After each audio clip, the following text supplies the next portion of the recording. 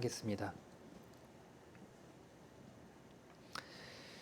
천지를 만드신 살아계신 하나님 아버지 참으로 감사드립니다.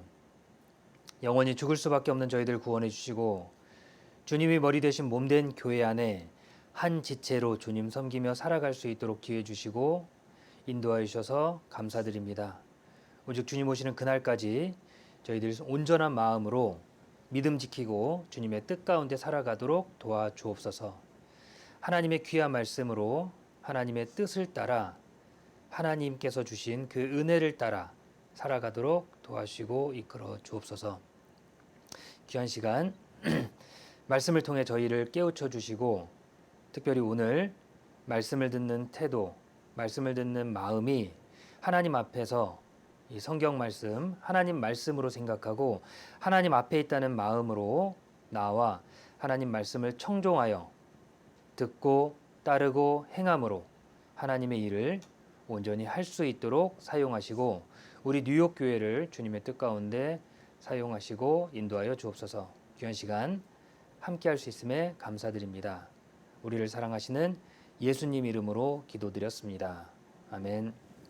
오늘 디모데후서 3장 디모데후서 3장 15절입니다. 디모데후서 3장 15절 말씀.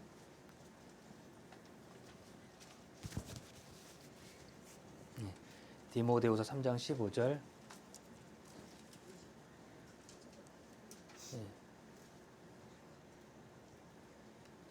아자자매님 도움 필요하신 것 같은데요.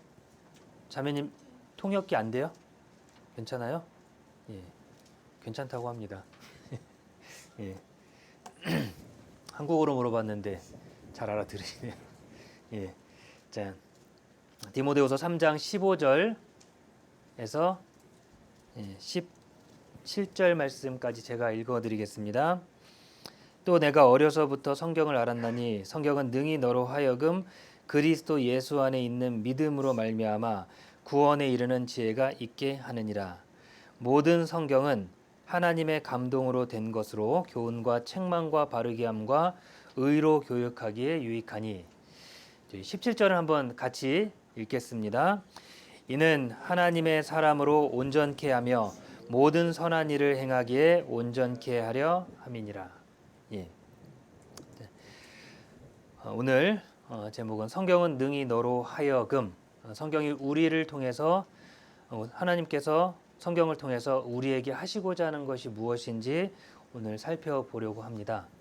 시작하기 전에 좀 부탁드릴 것이 있는데요. 말씀을 들으러 오셨고 그리고 말씀을 듣는 가운데 우리가 꼭 지켜야 될 것들 제가 말씀드리려고 합니다. 이건 제가 앞에서 설교를 하고 이렇게 보면서 우리 교회 안에서 봐왔던 것들을 말씀을 드리는 거고요. 어느 정도 처음에 제가 왔을 때에 비했을 때 말씀을 듣는 모습이나 그런 자세나 그런 마음의 태도들이 제가 처음 왔을 때보다는 많이 무뎌져 있고 느슨해져 있지 않을까 느슨해져 있다는 생각이 참 많이 들었어요. 그 대표적인 게 수요 말씀 제가 처음 왔을 때 아직도 기억나는 게 수요 말씀을 한동안은요 우리 주일날 참석하는 인원의 90%가 수요 말씀에 나와서 말씀을 들으셨어요. 거의 다 나와서 말씀을 들으신 거예요. 근데 지금은 점점 수요 말씀에 참여하거나 하는 부분 그 수치가 점점 줄어들고 있어요. 그렇죠? 오히려 외형적인 숫자만으로도요. 외형적인 숫자 그때는 대략 제가 기억하기로는 수요 말씀 나오시는 분들이 30분 넘게 나오셨거든요. 30분 넘게 나오셨어요. 40분 가까이 나오셨거든요. 근데 지금은 30분이 안 돼요. 숫자는 늘었는데 수요 말씀을 들으러 오는 숫자는 줄었어요. 물론 팬데믹 기간 때문이라고 이야기하고 싶을 수도 있지만 단순히 그게 문제가 아니라고 생각합니다. 어쩌면 저희 마음속에 분명히 하나님은 성경을 통해서 우리를 변화시켜 주시고 하나님을 위해서 더 희생시켜 주시고 하나님의 말씀을 사랑하는 마음을 더 주고자 원하시는데 그런데 시간이 지날수록 우리 마음은 그 하나님의 마음 속에 더 뜨거워지는 것이 아니라 마음이 무뎌지는 경우가 많다는 거죠. 그래서 오늘부터 오늘 특별히 말씀을 디모데후서 3장 15절 17절 말씀을 가지고 우리가 성경 말씀을 들을 때 우리의 마음과 그리고 자세, 태도들에 대해서 성경에 나와 있는 것을 토대로 말씀을 드리려고 해요. 그래서 중요한 거 말씀드리면 첫 번째로는요. 우리가 말씀을 들으러 올 때 어느 순간부터 말씀 시간에 딱 맞춰 오는 것이 습관이 됐습니다. 그게 아니면 10분 전에 오시거나 일찍 와도 10분 전에 오셔서 그러다 보면 이제 오셔서 하셔야 될 것들이 많죠. 뭐 인사도 해야 되고 뭐 물도 마셔야 되니까 물도 미리 따라 놨다가 커피도 마셔야 되니까 커피도 마시고 또 만나다 보니까 또 반가운 분이 있어서 인사도 하고 근황도 물어보고 그렇게 하고 정신없이 말씀 시작하면 정신없이 들어오시는 경우들이 많아요. 근데 미리 오실 때 시간을요 어느 정도로 잡으셔야 되냐면 교회에 도착할 때 말씀 시작 20분 전에는 도착하신다고 생각하시고 차량 만나서 이제 차량 같이 타는 거나 그 모든 것들을 말씀 시작 20분 전에 교회에 도착하는 시간으로 맞춰서 잡아주세요. 20분이면 긴 것처럼 느껴지지만 긴 것도 아니고요. 와서 또 해야 될 게 있잖아요. 형제자매들과 교제도 하고 말씀 들을 준비를 하셔서 10분 전에는 여기 앉아서 하는 게 있죠. 앉아서 기도하시고 교회 오시면 먼저 기도부터 하셔야 돼요. 교회당 오셔서 오늘 말씀 들을 수 있도록 기도하시고 준비하셔야 됩니다. 그 다음에 말씀을 보고 있거나 아니면 좀 주변을 정리를 하세요. 정리하시는데 성경책과 그리고 필기구와 그리고 노트만 놔두고 나머지는 다 가방에 넣어두시면 돼요. 특히 핸드폰은 꺼서 저기다 넣어놓으세요. 가방에다 넣어놓고 꺼서 넣어놔야 되는데 안 꺼서 넣어놔서 벨이 울려서 한참 이렇게 당황해서 그걸 또 이렇게 막 본인도 당황하시고 옆에 계신 분들도 도와줄까 말까 계속 당황하고 막 그러는데 핸드폰은 꺼서 가방에 넣어두세요. 아예 애초부터 유혹이 될 만한 것이 있으면 치워두시는 게 제일 좋습니다. 그렇게 하시고 그리고 말씀 진행 중에는 이동하지 않으셔야 됩니다. 1시간 반 말씀을 듣는데 그 1시간 반 말씀에 집중하셔야 돼요. 이동하는 정말 급해서 나가시는 분은 나갔다가 뭐 갑자기 급한 생리적인 현상 때문에 나가신 분들은 금방 또 돌아오세요. 근데 그렇지 않은 분들은 이렇게 보면 말씀 중간에 나갈 타이밍을 계속 보고 있어요. 계속 나갈 타이밍을 보고 있다가 나가면 한참 뒤에 들어와요. 그러니까 이동해야 될 일은 그렇게 많지 않습니다. 말씀 중간에 이동하지 말아야 되고 그리고 당연히 잠자는 것 당연한 잠자는 건 안 돼요. 주일날 말씀 들으러 오셨으니까 말씀 들으러 오신 목적에 맞게 말씀을 듣고 그 말씀대로 저희가 집중해서 하나님의 말씀을 내 마음에 새겨야 됩니다. 왜 그래야 되는지는 제가 또 설명을 드릴 거예요. 왜냐하면 우리가 듣고 있는 이 성경은 하나님의 말씀이고 우리는 지금 하나님 말씀 앞에 나와 있기 때문에 적어도 지켜야 될 태도, 기본적인 마음, 기본적인 모습을 지켜야 되기 때문에 그렇습니다. 그리고 하품을 하는데 당연히 입을 가리고 해야 되죠. 습관적으로 그냥 혼자 있는 것처럼 생각하고 하품을 하는 경우들이 있어요. 하품을 할 때는 입을 가리고 고개를 숙이고 하품을 하셔야 됩니다. 그리고 잡담하는 것, 당연히 말씀 중이니까 잡담하는 것도 안 되겠죠. 그러니까 핸드폰을 왜 꺼놓고 집어넣어야 되냐면 핸드폰에 손이 자주 가요. 계속 뭔가 이렇게 하는 게 뭐 메신저를 한다든가 그렇게 되겠죠. 메신저를 하거나 인터넷을 하거나 인터넷을 통해서 뭐 만화를 본다든가 뉴스를 본다든가 심지어는 오락을 하는 경우가 있어요. 말씀 시간에. 그건 정말 무리한 거거든요. 그러려면 말씀 시간에 왜 오셨을까요? 말씀 들으러 오셨잖아요. 그러니까 그거는 너무한 겁니다. 그거는.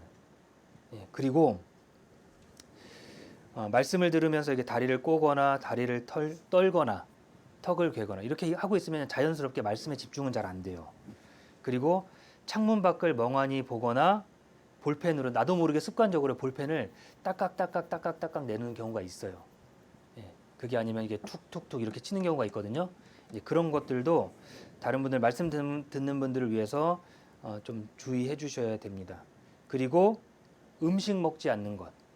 예, 말씀 시간에 그렇게 그 점심 식사를 할 수 없을 정도로 시간이 너무 촉박해서 굳이 말씀 시간에 배를 채워야 될 만큼 급한 상황이 일 수가 없죠.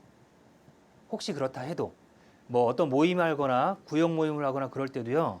부탁을 드리는 건 구역 모임 할 때나 이럴 때 말씀이 시작될 때요. 그 음식을 그 간식거리는 미리 세팅해 놓지 마세요. 그게 앞에 있으면요. 말씀 집중 못 하고 음식에 손이 가게 돼 있습니다. 그래서 좀 더디더라도요. 말씀이 끝나고 나면 교제 시작할 때 그때 몇 분이 도와주셔 가지고요. 빠르게 간식을 옮겨서 다 교제에 참석할 수 있도록 해 주시는 게 제일 좋습니다. 예. 그러니까 할 수 있는 분들이 나가서 같이 옮겨 가지고요. 예. 빨리 정리정돈을 해서 다 참여해서 교제할 수 있도록 도와주는 게 좋아요. 어떤 분들은 말씀 시작하고 이렇게 하는데 설거지하거나 이런 것들 때문에 예, 그것 때문에 말씀 못 듣는 경우들도 있어요. 그런 걸 최대한 빨리 정리해서 말씀 들으러 오시면 됩니다. 예. 그리고 말씀을 들으면서 필기를 꼭 하세요. 필기 꼭 하시고 표시를 해서요. 나중에 다시 확인해서 내 생활 가운데 적용을 시키세요. 아셨죠? 적용을 시키시고 또 한번 읽어보고 체크를 해두세요. 그리고 말씀 후에 찬송가 하죠. 찬송가 할 때요. 같이 찬송해 주세요. 같이 찬송해 주십시오.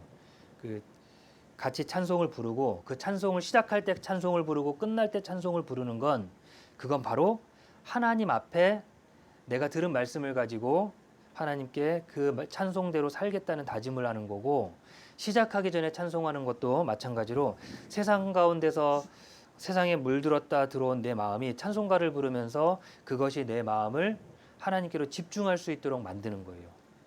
그래서 말씀을 듣는 것에 더 집중할 수 있도록 해주시고 광고할 때도요. 광고하시는 분이 무슨 광고를 하는지 잘 들어주세요. 떠들거나 그렇게 하지 마시고요. 그렇게 잘 들어주시고 하여튼 말씀 중간에 이동하지 말라는 부탁은 계속 드릴 겁니다. 핸드폰에 대한 부분도 계속 말씀을 드릴 거고 생각해 보니까 이건 제 책임이라고 생각을 해요. 제 책임이고 제가 지속적으로 말씀을 드려서 당연히 말씀에 집중할 수 있도록 해야 되는데 그렇지 않았기 때문에 지금부터 우리가 더 확실하게 훈련이 되고 바로 잡아서 말씀을 듣는데 집중할 수 있도록 그리고 말씀으로 인해서 변화될 수 있도록 하는 것이 더 중요하다고 생각합니다.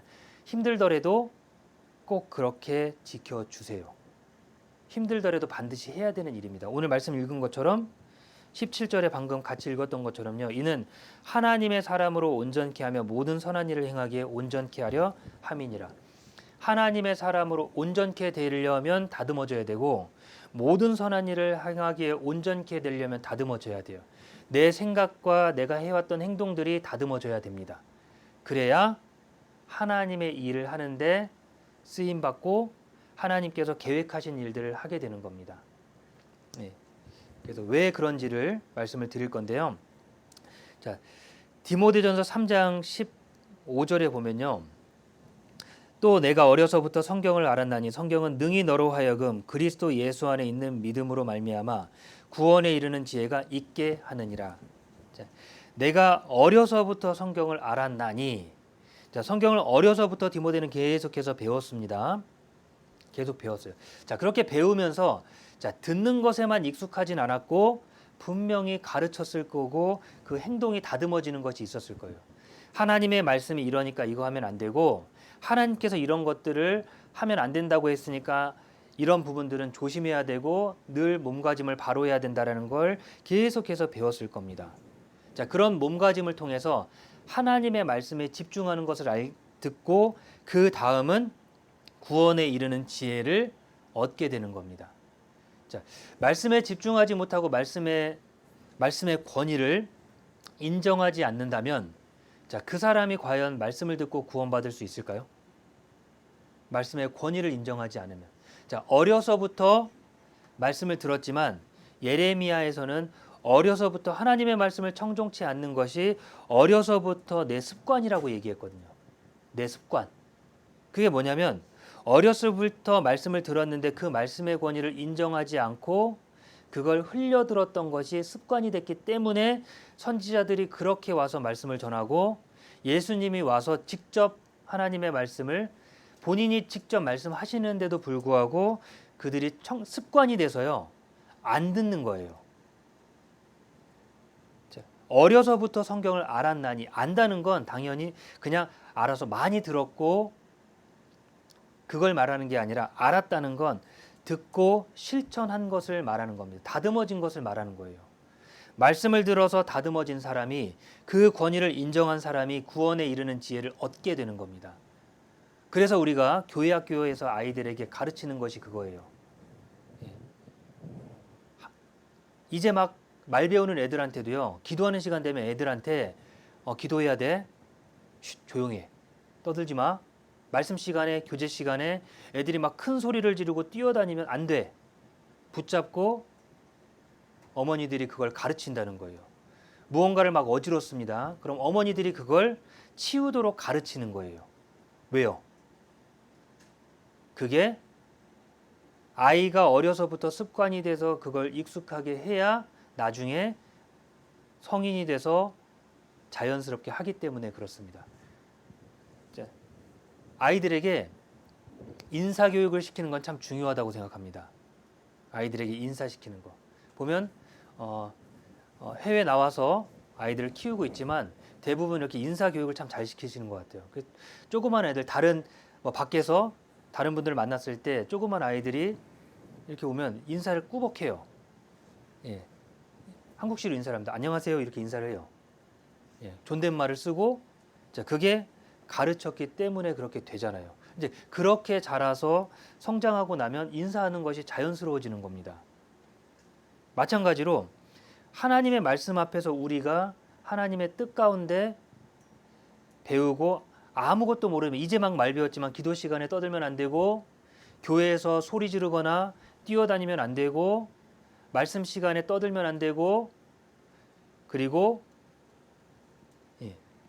남의 물건 아껴 쓰고 함부로 막 어질지 말고 내가 어진 것 내가 가지고 놀았던 것은 치우고 내 주변을 정리한 것에 대해서는 우리가 그래서 교회 안에서는 특별히 더 많이 가르칩니다. 교회 학교 선생님들도 그렇고 어머니들도 마찬가지로 부모님들도 마찬가지로 왜냐하면요 그렇게 다듬어지고 말씀 앞에 이제 초등부에 딱 들어가서 유치부에서 배우기 시작하는 게 생명의 모든 것이 하나님께 있음을 아는 거거든요. 질서를 알려주는 거예요. 생명의 원천이 주께 있다. 그건 내가 그렇게 궁금해했던 내 어렸을 때 그렇게 궁금했던 내 태생, 내가 어디서부터 태어났고 왜 태어났고를 성경이 하나님이 주셨다라는 걸 알려주는 거예요. 그러면 자연적으로 질서가 정립이 됩니다. 아, 하나님께서 나를 있도록 만들어 주셨구나. 하나님이 주인이고 하나님이 모든 것을 해결해 줄 수 있는 분이구나라는 걸 알게 하는 거예요. 생명의 원천이 주께 있음을 알게 한다. 그러니까 우리가 말씀에 대한 권위를 인정하지 않고 말씀에 대한 권위를 세워드리지 않으면 내가 그 말씀으로 이 세상 사람들이 구원받는 건 불가능한 겁니다. 그래서 우리가 말씀 앞에 태도가 중요한 거예요. 말씀 앞에 태도를 올바르게 할 때 그때 내 태도를 통해서 하나님에 대한 존중이 말씀에 대한 존중이 자연스럽게 나오는 겁니다. 어려서부터 습관이라 그랬죠. 어려서부터 성경을 알았나니 단순히 그냥 교회 열심히 왔다 갔다 하고 회당 열심히 왔다 갔다 한 게 아니에요. 거기서 들은 것 엄마가 가르쳤고 바로 잡아준 거예요. 모세도 그랬죠. 애굽 땅에 살면서 엄마는 노예였지만 모세는 애굽 궁에서 좋은 것을 보고 좋은 것을 목격하고 살았습니다. 40년이 지나서야 40년 뒤에 모세는 노예의 삶을 선택을 하게 돼요. 비록 도와주기 위해서 사람을 죽이게 됐고 그것 때문에 도망갔지만 결국엔 자기가 이스라엘 사람, 히브리 사람이라는 것을 드러내게 되는 계기가 된 겁니다. 자, 근데 그 마음이 어디서 나왔을까요? 어려서부터 어머니의 말씀을 통해서 배우고 훈련을 받고 단련을 받은 것들이 기억이 남는 거예요. 하나님의 말씀의 권위를 우리가 인정하지 않는다면 그 어떤 것도 나를 변화시킬 수는 없는 겁니다. 말씀 시간 이 자리에 앉아 있어도 하나님에 대한 말씀의 권위를 인정하지 않으면, 그 질서를 인정하지 않으면 그 다음 단계가 안 되는 거예요. 유치부 아이들에게는 생명의 원천이 주께 있음을 알게 하는 거예요. 모든 생명은 하나님께로부터 왔다는 걸 알게 하는 겁니다. 하나님은 창조주라는 걸 알게 하고 그 다음에 초등부에 가서 구원에 이르는 지혜, 구원받을 수 있는 지혜를 초등부 아이들에게 듣게 하는 겁니다. 아직 유치부 아이들 중에는 빨리 구원받는 아이들도 있어요. 빨리 구원받아 죄에 대한 인식이나 그런 것들이 똑똑해서가 아니라 죄에 대한 것을 스스로가 양심이 죄가 무엇인지에 대해서 알게 됐을 때 그것을 가지고 하나님의 말씀을 듣고 구원받는 아이들도 있어요. 그러나 대부분은 초등부 때 구원을 받습니다. 대부분은. 그때 죄에 대한 인식이 되거든요. 이렇게 하면 안 되고, 이거 죄고, 이거 하나님이 싫어하시고, 이거 하나님께 심판받는 건데를 초등부 때 정확하게 아는 거예요. 말씀의 권위를 인정하지 않으면 하나님이 심판한다는 것을 두려워하지 않고 하나님의 말씀에 심판이 선포되는 것도 두려워하지 않게 돼요. 권위를 인정하지 않으면. 그래서 권위를 인정해야 되는 겁니다.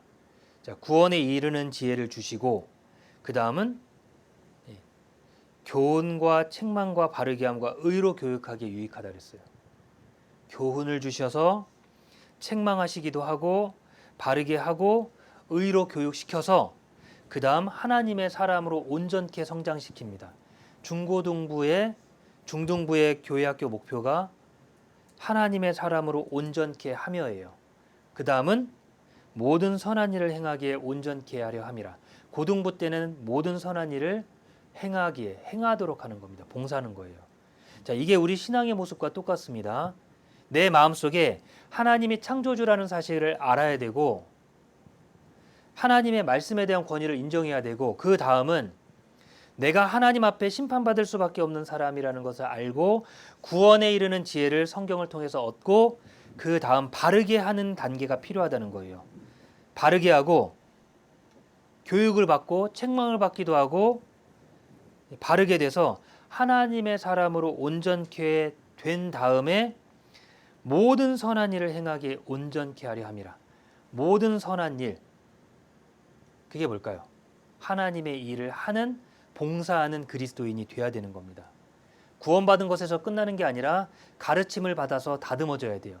그리고 하나님의 일을 위해서 봉사해야 됩니다. 언제까지 내가 교회 안에서 받기만 한다는 건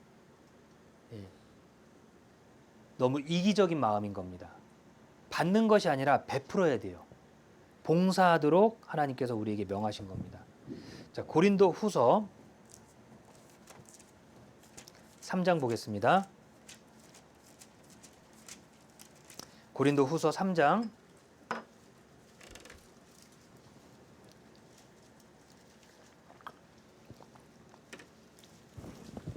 고린도후서 3장 18절입니다.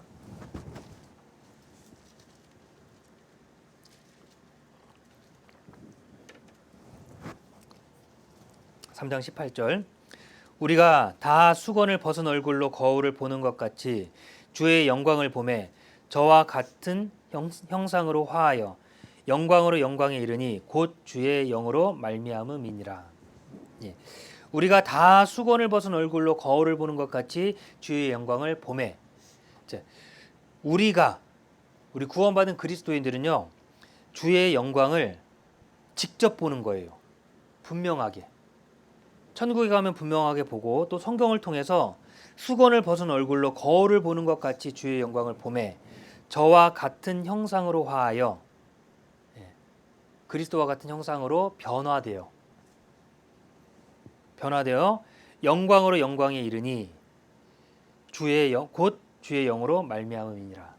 주의 영으로 주께서 우리에게 주신 은혜로서 우리가 그 영광을 직접 볼 수 있고 그걸 마주할 수 있게 되었다는 것을 말하는 겁니다.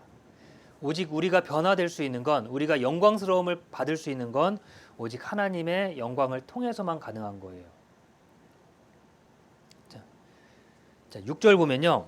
6절에 저가 또 우리로 새 언약의 일꾼 되기에 만족해 하셨으니 의문으로 하지 아니하고 오직 영으로 함이니 의문은 죽이는 것이요 영은 살리는 것임이니라.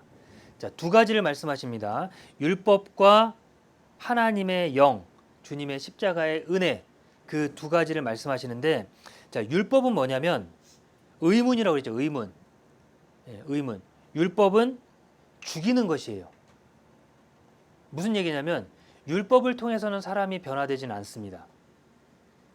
율법을 통해 사람이 변화되는 게 아니라 오직 하나님의 은혜를 통해서 사람이 변화되는 거예요. 율법은 그 사람의 상태를 보고 지금 상태를 가지고 판단하는 겁니다. 자, 지금 죄가 있으면 죄를 가지고 심판하는 게 율법이에요. 자, 그 율법이 사람을 살리는 게 아닙니다. 심판하는 것이 율법이에요. 그러나 율법이 하나님께로, 주님께로 인도하는 역할을 하는 겁니다. 율법을 통해서 우리가 지금 당장 심판받는다라는 걸 깨닫고 하나님을 찾게 하고 하나님께로 나아가게 되는 거예요. 심판을 선포하는 겁니다. 심판을. 네. 우리가 무언가 즐거움에 빠져 있을 때는 아픔을 느끼지 못합니다. 즐거움에 취해 있을 때 아픔을 느끼지 못해요. 괴로움을 느끼지 못해요. 그러나 우리에게 아픔이 있을 때 그때 무언가를 깊이 생각할 수 있는 감각적으로 열리는 시기가요. 무언가 내가 어려움에 있을 때 모든 감각은 열려요. 자, 즐거움에 있을 때는 감각은 닫힙니다. 그래서 기쁠 때는요. 슬픈 것, 내가 어려운 것들을 잊어버리고 그 기쁨에 빠지게 돼요. 그러나 어려움에 처했을 때, 고난 가운데 있을 때는요. 그 감각이 열려서 더 깊이 생각하게 되는 겁니다. 자, 근데 그것이 우리 그리스도인들에게는 하나님을 생각할 수 있는 아주 좋은 기회가 된다는 거예요. 어려움에 처했을 때 하나님을 생각하는 겁니다. 시편을 보면요. 다윗은 그렇게나 하나님을 찬양할 때요. 너무나 다양한 말과 너무나 다양한 것을 가지고 다양한 표현들을 가지고 하나님을 찬양해요. 하나님에 대해서 막 찬양을 하는데 하나님은 반석이고 하나님은 나의 구원의 뿌리시며 여러 가지 하나님을 찬양할 수 있는 것들은 다 이것저것 다 해서 주변에 보는 모든 것들이 하나님하고 다 연관이 되는 거예요. 돌을 보면 반석이 생각나는 거예요. 아, 하나님은 나의 반석이시고. 저 멀리 성을 보면서 아, 하나님은 나의 구원의 성이시고. 그렇죠? 동물의 뿔을 보면서 아, 나의 구원의 뿔이시며. 왕관을 보면서 아, 나의 면류관이시고. 그런 것들을 주변에 있는 모든 것들을 가지고 하나님과 연관이 됐어요. 왜냐하면 다윗은 그만큼 고생을 많이 했고 어려움 가운데 있었기 때문에 감각이 열린 거예요. 그 감각이 열린 겁니다. 네, 즐거움 가운데 있는 사람은요. 생각해 볼 수 있는 시간이 없는 거예요. 사울이 그랬죠? 사울은 하나님에 대해서 깊이 생각하지 않았어요. 자기가 잘못된 길을 나아가고 있는데도 불구하고 잘못된 길로 가고 있습니다. 그랬는데도 불구하고 깨닫지 못해요. 하나님은 우리에게 율법을 주신 이유가 율법을 통해서 우리의 삶을 아주 곤란하게 하신 겁니다. 그리고 하나님을 생각하게 하고 하나님을 찾도록 하시는 거예요. 자, 그런 과정 가운데서 하나님을 만났어요. 그렇게 절망에 빠져 있을 때 하나님을 만났고 모든 감각이 다 열려가지고 자, 머리로도 몸으로도 모든 것이 다 괴로움을 느끼고 있을 때 구원의 말씀을 듣고 내가 구원받았습니다. 그 심판이 더 이상 나와 상관없다라는 걸 듣고 깨달았어요. 자, 그것이 잊혀질까요? 일생 가운데 그게 잊혀질까요? 아, 더 이상 나에게 심판은 없는 거구나. 수요 말씀 들으신 것처럼 그 한 날을 분명히 안다 그랬잖아요. 한 날을. 깨닫는 거예요. 날짜는 잃어버릴 수는 있고 부정확할 수는 있지만 정확한 경험은 기억이 나는 겁니다. 어떤 음식을 먹어봤습니다. 예를 들어서 두리안. 두리안이라는 과일이 있죠. 혹시 드셔보셨어요? 예. 웬만해서는 잘 시도를 하기가 어려워요. 냄새가 고약하거든요. 자, 두리안이라는 과일을 한 번 먹어봤습니다. 근데 언제 먹었는지는 기억이 안 나. 날짜가 정확하게 기억이 안 날 수는 있죠. 근데 그 먹어본 느낌은 알까요, 모를까요? 그 맛은 분명히 기억하는 거예요. 자, 구원에 대해서도 마찬가지겠죠.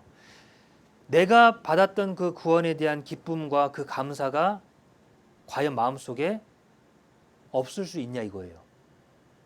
언제일지는 모를 수는 있습니다. 날짜를 정확하게 기억하지 못할 수는 있겠지만 그러나 나를 희생해 주신 그 사랑, 그 은혜를 우리는 분명히 기억할 수밖에 없다는 거예요.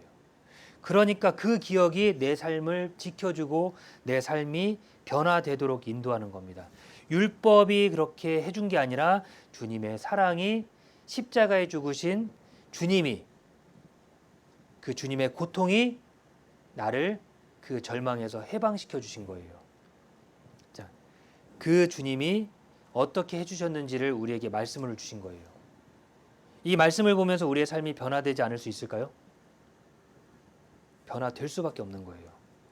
다듬어져야 되겠죠. 주님도 이 땅에 오셔서 하나님이 말씀하신 것을 지키기 위해서 기도하시고 그 말씀을 하나도 빠짐없이 다 지키셨어요. 우리는요. 우리도 마찬가지로 똑같이 하나님의 말씀을 듣고 지키고 행해야 되는 겁니다. 다듬어져야 될 것들이 많잖아요. 다듬어야죠. 단련받아야죠.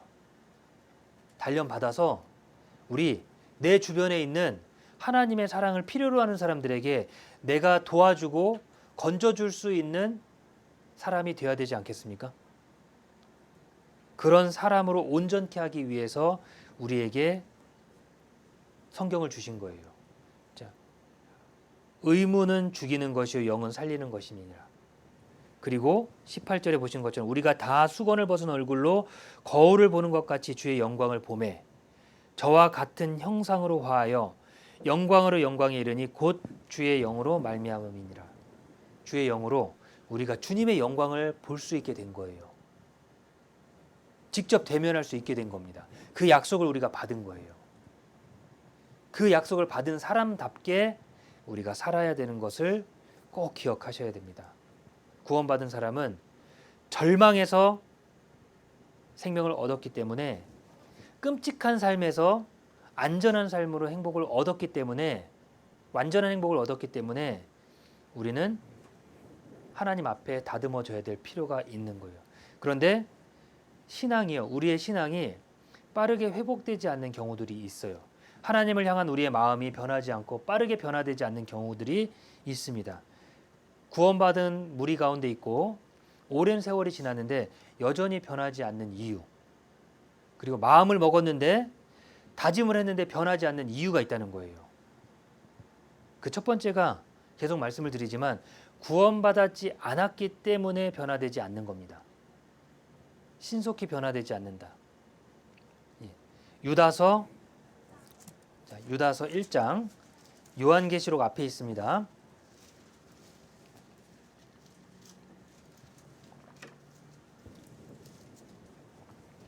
유다서 1장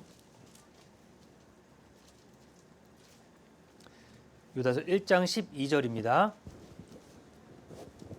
1장 12절. 요한계시록 앞에 있습니다. 유다서 1장 12절. 저희는 기탄 없이 너희와 함께 먹으니 너희 애찬의 암초요 자기 몸만 기르는 목자요 바람에 불려가는 물 없는 구름이요 죽고 또 죽어 뿌리까지 뽑힌 열매 없는 가을 나무요. 자, 저희는 하나님의 은혜를 배신한 자들, 그 사람들, 왜 하나님께로부터 떠나가고 왜 하나님의 말씀 안에서 벗어나고 그것을 떠나는지 그걸 설명을 하시는데, 자, 저희는 기탄 없이 너희와 함께 먹으니, 그러니까 속에서 같이 먹고 함께 하는데 모든 생활을 같이 합니다. 근데 애찬의 암초라 그랬어요. 그게 뭐냐면 서로 교제하고 떡을 떼며 하나님을 위해서 교제하며 떡을 떼는 그런 행위들에 암초라고 그랬습니다. 암초. 그게 먼저 걸림돌이 되는 거예요. 하나님을 위해서 살아가고 하나님을 위해서 희생하는 데 있어서 걸림돌이 되는 게 바로 구원받지 못한 사람들의 모습이라는 거예요. 저희는 기탄 없이 너희와 함께 먹으니. 이렇게 같이 있을 땐 몰라요. 함께 먹고 다른 것들을 할 때는 모릅니다. 근데 언제 암초가 되냐면 하나님의 일을 하는 데 있어서 걸림돌이 된다는 거예요. 전도하려고 하는데, 봉사하려고 하는데, 하나님의 일을 계획하는데 그곳에서 계속해서 무언가 걸림돌이 된다는 겁니다.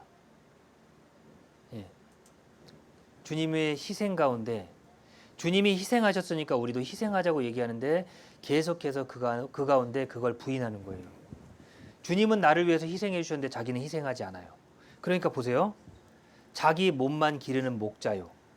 자기 몸만 기르는 목자인데, 목자의 역할은 양을 기르는 거거든요. 근데 자기 몸을 기르는 거예요. 자기 몸을 기릅니다. 애찬의 암초라는 이유가 바로 그거예요. 애찬이라고 하는 건 성찬이 포함되어 있고 그 이후에 음식 먹는 것이 포함이 되어 있는 겁니다. 근데 주님의 죽으심을 생각하고 주님의 피와 주님의 살을 먹고 마시며 주님 오실 때까지 주님의 복음을 전하기 위해 수고해야 되는데, 그걸 위해서 성찬을 하는데, 성찬을 하고 실제 그것들을 행할 때 주님을 위해 희생하고 봉사하는데 계속해서 걸림돌이 되는 거예요. 뭐 그렇게까지 해? 그렇게까지 할 필요가 있어? 희생하는 것을 피하고. 왜 그러냐면 마음속에 내가 희생하기 싫거든요. 남들처럼 남들한테 비교당하고 남들한테 손가락질 당하는 건 싫은 거예요. 근데 정작 그러면서 자기 스스로는 그게 싫으니까 표시 안 내려고. 그럼 다 하지 마. 이게 되는 거예요. 다 하지 마. 맞잖아요. 내가 하기 싫은, 너무 하기 싫은데 다 안 하면 표시가 안 나거든요. 근데 다 하는데 나만 안 하면 표시가 나. 드러나거든요. 그러니까 그걸 숨기려고 계속해서 주님의 희생을 생각하며 희생하고 봉사하고 주님을 위해 더 수고합시다라고 얘기하는데 그걸 계속해서 막는 겁니다. 저희는 기탄 없이 너희와 함께 먹으니, 기탄 없이 함께 먹으니, 거리낌 없이 함께 먹는 겁니다. 자연스럽게 형제님, 자매님 함께 있을 수는 있어요. 그죠? 그런데 희생하는 것에는, 내가 해야 되는 것에는 게을러요. 그러니까 자기 몸만 기르는 목자라 그랬잖아요. 이건 목자가 이렇게 하면 안 되거든요. 목자는 이렇게 하는 게 아니라 양을 키우고 다른 짐승들을 키우기 위해 목자는 다른 동물들을 살피고 이끄는 역할을 하는 게 목자예요. 근데 자기가 자기 배만 채우는 거예요. 자기 몸만 기르는 거예요. 목자는 몸이 더 좋아지고 있고 기름져 가고 있습니다. 근데 양들은 점점 빼빼 말라가고 있어요. 자, 이게 진짜 올바른 거냐 이거죠. 주님을 한번 생각해 보세요. 주님은 우리의 목자죠. 시편 23편 1절에요. 주는 나의 목자시니 내가 부족함이 없으리로다. 자, 주는 나의 목자라 그랬습니다. 자, 그러면 주님은 목자로서 어떤 모습을 보여주셨죠? 주님이 목자로서 보여주신 모습이 뭐예요? 자기 몸을 기르셨습니까? 자기 몸을 더 영광스럽게 하셨습니까? 목자로서요, 양들을 위해서 자기 몸을 더 해하고 더 힘들게 해서 십자가에 못 박혀서 죽는 것까지 나아가서 양들을 보살피고 양들을 온전하게 보호하기 위해서 자기는 점점점 그렇게 피폐해져 가는 거예요. 그게 목자입니다. 자기 몸만 기르는 목자예요. 혹시 우리는 내 몸만 기르고 나를 위해서만 혹시 살고 있지는 않을까요? 그게 바로 자기 몸만 기르는 것과 똑같습니다. 근데 아까 말씀드린 것처럼 교회 가운데서 말씀을 듣고도 계속해서 이게 안 되는 이유가 있는 거예요. 왜냐하면 12절에 저희는 기탄 없이 너희와 함께 먹으니 너희 애찬의 암초요 자기 몸만 기르는 목자요 바람에 불려가는 물 없는 구름이요 죽고 또 죽어 뿌리까지 뽑힌 열매 없는 가을나무요. 왜 그러냐면 왜 열매를 못 맺냐면 뿌리까지 뽑혀 있기 때문에요. 열매가 안 맺히는 거예요. 너무 당연하지 않습니까? 뿌리가 뽑혀 있어요. 자, 바닥에 나무가 심겨져 있는 것 같은데 이렇게 나무를 보면요. 나무가 노래지고 그리고 잎사귀를 맺히지 않아요. 수양관의 나무를 보면요. 그런 나무들이 있어요.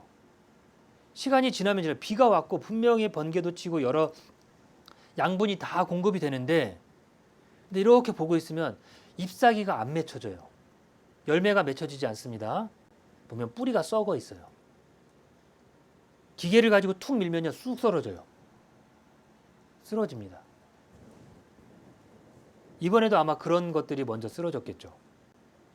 몇 가지 봐둔 게 있거든요. 저거 이게 다니면서 아 저거 다음번에 좀 기울어져 있어서 저거 잘라내야겠다. 좀 이렇게 썩어져서 있는 것들이 있어서 그 잎사귀 맺지 않는 것이 있어서 저걸 나중에 잘라버려야 되겠다. 근데 그걸 무너뜨리려면 힘이 너무 많이 들잖아요. 그래서 조금은 놔두는 거예요. 조금 더. 그런데 때가 되면 심판의 때가 되면 그게 제껴지는 겁니다. 뿌리가 썩어 있기 때문에요. 아무리 많은 것을 갖다 물을 주고 양분을 아무리 많이 줘도요. 열매도 못 맺고 잎사귀도 안 나는 거예요. 뿌리가 썩어 있으니까. 자, 당연히 여기 보세요. 물 없는 구름 죽고 또 죽어. 뿌리까지 뽑힌 열매 없는 가을나무. 죽고 또 죽어. 죽고 또 죽어서. 아무것도 받아들일 수 없는 상태가 돼버린 거예요. 뽑힌 열매 없는 가을나무요. 자, 왜 가을나무라고 했을까요? 그냥 나무라고 해야 되는데 가을나무라고 했어요. 왜냐하면 가을이 되면 자, 열매가 맺히죠. 그때 드러나는 거예요. 가을에 드러나는 거예요. 아, 저게 생명이 있는 거고 생명이 없는 나무구나. 그게 가을이 되면 드러나는 겁니다.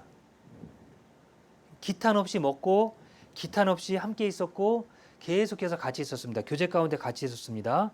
그런데 애찬의 암초, 뭔가 주님을 위해 희생하는데 계속해서 걸림돌이 되고 계속해서 막혀요. 자기 몸만 기르는 목자. 왜냐하면 바로 죽고 또 죽어 뿌리까지 뽑힌 열매 없는 가을 나무기 때문에 변화할 수 없는 거예요. 신앙이 신속하게 변화되지 않는 이유, 그건 바로 구원을 받지 않았기 때문입니다. 시간이 지나고 세월이 지나고 오랫동안 말씀을 듣고 교제 가운데서 교회가 어떤지 그런 걸 다 알아요. 근데 열매가 없어요. 변화되는 것이 없어요. 왜 그러냐 이거죠. 유다서는 분명히 그걸 말하는 겁니다. 유다서는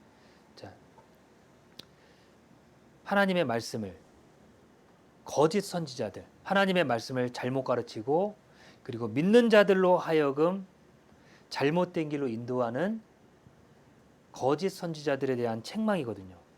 그들을 심판하실 것을 말하는 겁니다. 13절 자기의 수치의 거품을 뿜는 바다의 거친 물결이요 영원히 예비된 캄캄한 흑암에 돌아갈 유리하는 별들이라. 뭐라고 그랬죠? 유리하는 별들. 이 유리가 떠도는 별들이죠. 자기의 수치의 거품을 뿜는 바다의 거친 물결이요 영원히 예비된 캄캄한 흑암에 돌아갈 유리하는 별들. 자, 하늘에 별들이 많습니다. 자, 별들이 다 빛을 내고 있어요. 근데 그 별들 가운데서는 어떤 별들은요 정해진 규례대로 돌아가는, 규칙대로 돌아가는 별들이 있고 어떤 별들은요 그곳에서 빛나고 있고 움직여 다니긴 하지만 어떤 정해져 있는 그 규례대로 돌아가지 못하는 마음대로 도는 별들이 있는 거예요. 자, 유리하는 별들, 떠도는 별들 결국 어디 간다고요? 정해져 있는 게 없는 거예요. 붙잡아 주는 게 없는 거예요.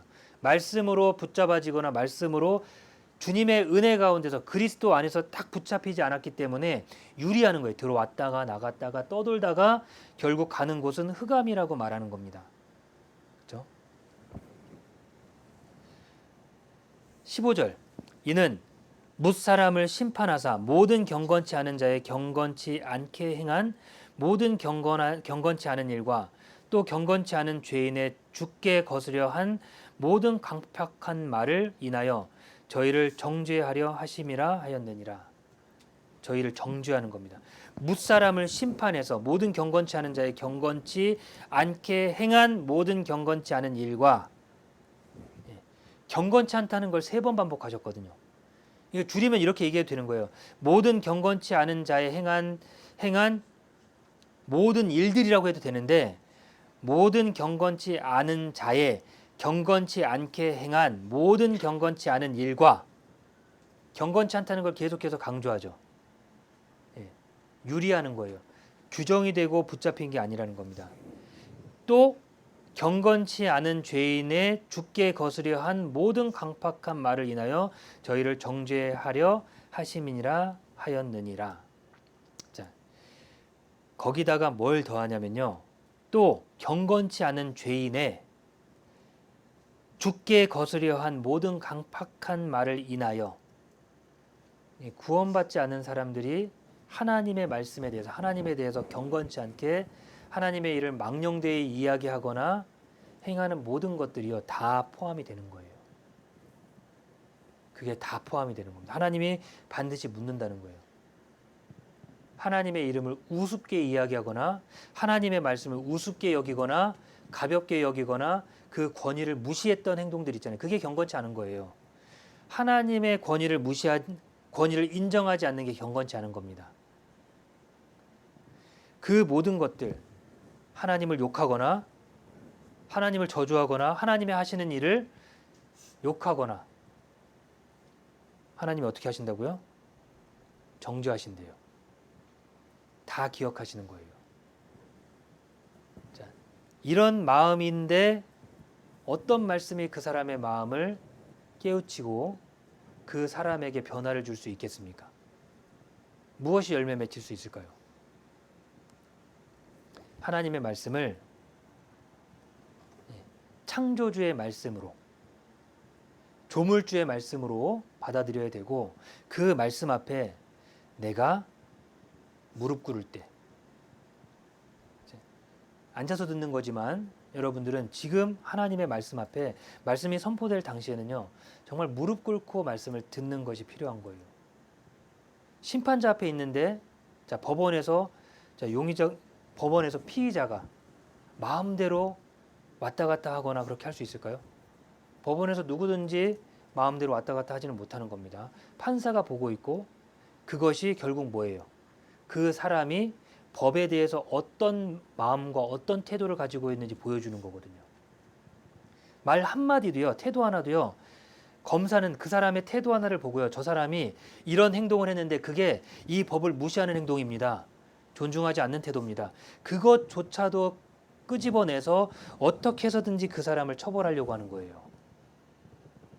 자, 그곳에서, 그 법 앞에서 사람들은 다 겸손한 겁니다. 우리가 그런 영상도 볼 수 있어요. 자기가 잘못하고도요, 피해자들, 가족들 앞에서 조롱하고 웃어요. 가족들을 욕하고 막 조롱하면서 자기 웃어요. 자, 판사가 어떤 마음, 여러분들이 판사라면 어떡하실까요? 여러분들이 판사인데, 자, 한 사람이 살인을 저질러서 피의자로 불려왔습니다. 그리고 피해자 가족들이 앉아 있어요. 근데 앉아서 딱 그 피해자들이 있고 다른 사람들이 보는 데서, 자, 아주 불량한 태도로 앉아 있어요. 그러면서 이렇게 보면서 피식피식 웃고 비웃어요. 조롱해요. 피해자를 보면서, 피해자 가족들을 보면서 조롱하고 있어요. 자, 여러분들이 판사라면 어떡하실까요? 어떻게 하시겠습니까? 내가 내릴 수 있는 최대한의 형벌을 붙여서, 법에서 위반된 건 다 붙여다가 아마 형벌을 내릴 겁니다. 그렇지 않을까요? 반면에 하나님 말씀 앞에, 자, 심판대 앞에 법정에 왔는데 그 사람이 딱 앉아서 다른 사람들의 증언과 피해자들에 대한 잘못들, 그걸 시인하고 뉘우치고 철저하게 잘못하고 회개하는 모습들, 그리고 그 이후에 잘못을 한 후에 잡혀오기 전까지 그 사람이 했던 태도 가운데 그 사람이 정말 뉘우치고 잘못했다는 게 보이면 여러분들이 판사라면 어떡하시겠습니까? 여러분들이 판사라면. 그러면 다 없앨진 못하겠지만 그래도 그 사람이 뉘우친 것만큼은 조금 덜어주기 위해 최소로 하기 위해서 하지 않을까요? 하나님은 심판자입니다. 우리가 그런 말씀 앞에 나와 있는 거예요. 그래서 말씀을 듣는 태도와 우리가 잘하는 건 없을 거거든요. 당연히. 하나님 보시기에 완벽할 게 없을 거거든요. 내가 잘하는 것만 있을까요? 내가 하는 건 다 잘하는 거고 내가 하는 건 다 완벽한 거예요. 그게 있을까요? 절대 그럴 일은 없습니다. 하나님 앞에 부족한 것이 있고 잘못한 것이 있어요. 그걸 못 보고 내가 잘하는 것만 보면 하나님 말씀 앞에 하나님의 말씀의 권위를 인정하지 않게 되는 마음이 교만해지는 겁니다. 변화되지 않는 가장 큰 첫 번째 이유는 이 말씀하신 대로 구원받지 않았기 때문인 겁니다. 자, 그리고 두 번째는요.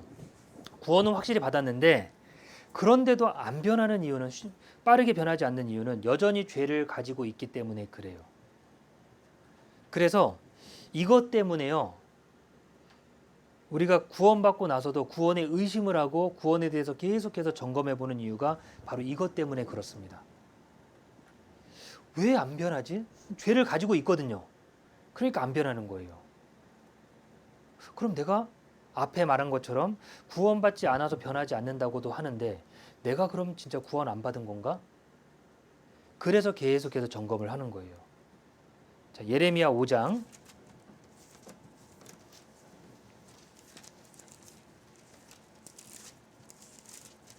예레미야 5장 25절입니다.